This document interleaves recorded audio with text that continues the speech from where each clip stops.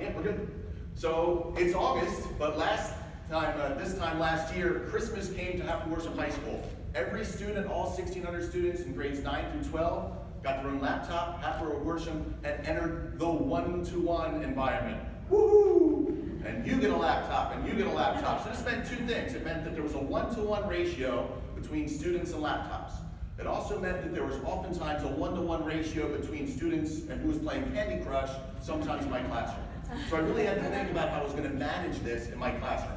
So there's many tech companies out there who are willing to help you with this, some that will provide you problems for your students to do with helpful feedback, or some that will give you nice little Trivial Pursuit pies so you can track your progress. If you go through any exhibit hall, any conference, not talking to the back of the room here, you can find people who will tout their wares and tell you how you should use technology in your classroom. But is this really what I wanted in a one-to-one environment? Is this really what was going to change the culture in my classroom? So I had to think deeply.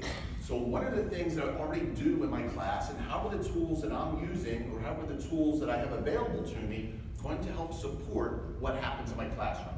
I already have my students collaborating and talking to each other. What's going to help me here? And it turns out that sometimes I feel that we put the cart before the horse here. I already had a classroom culture of collaboration, students talking to each other, moving around. I didn't want tools to fit my classroom. I wanted my classroom to fit the tools somehow. So if I thought about things that my kids did during the school year, I wanted students to be able to do things like this, where they explore and play with mathematics, and had the chance to explore. Or I teach a lot of statistics here. We can now do simulations and archive our thinking. This is one of my favorite activities from Algebra 2. This is a shared work problem. One that I've used before, but now I put a new pedagogical coat of paint on it.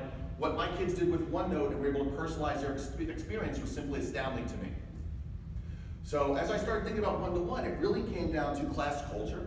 How are my students collaborating? What are the practices I'm using? How are the tools that I'm using help supporting the practices that I do in my classroom? So I want to show you a few examples of little things that I picked up throughout the year. One thing I learned is that one-to-one maybe is not the only way to go. Sometimes it's better to go 2 or 3 to 1 at a time. One of the most powerful moves I found was having 2 or 3 students collaborate on one computer, think about their response, share their response, and share it out to the class. Sometimes you just need to pause an activity. Sometimes you just need to stop everything, and using OneNote or using Activity Builder here, show the class different examples of students' work and have a conversation about it. Sometimes pausing and just putting away the tech for a minute is a way to go. My online tribe of people on Twitter and blogs were very helpful here, because for every bad, stupid idea I had about technology, there was somebody out there who had already failed at it, fixed it, reflected upon it, and made it better. But perhaps the most powerful thing I found was sometimes just 0 to 1. Putting away the technology altogether was the best move. I already had my students oftentimes randomly at boards working on problems together. That was still a power move to me. There was nothing that could replace going out to the hallway and tossing beanbags. There was nothing that could replace just taking little slips of paper and having students crowd around and have an authentic debate about what they thought was happening.